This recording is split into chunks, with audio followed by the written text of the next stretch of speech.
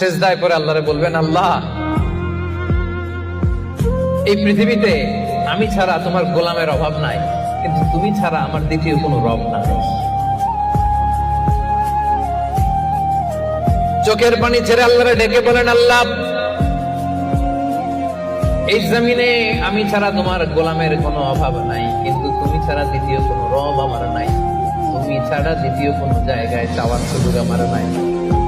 চোখের পানি ছেড়ে আল্লাহরে বলেন, আল্লাহ কোরআনে তুমি শিখিয়েছো ফরিয়াদীদেরকে কেউ যদি চায় ওই ফরিয়াদীদেরকে বারণ করা যায় না, তুমি কেমন করে এই অভাগা ফরিয়াদীকে আজকে ফিরিয়ে দিবা?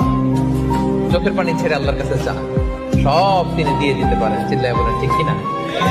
গোটা বিশ্বের সবাই আমাদের যার যা লাগবে সব যদি আল্লাহর কাছে চাই, আল্লাহ যদি সবাইকে সবকিছু দিয়ে দেয়, আল্লাহ বলে আমার ক্ষমতার 1 ইঞ্চিও কমবে না। চিল্লায় বলেন ঠিক কিনা?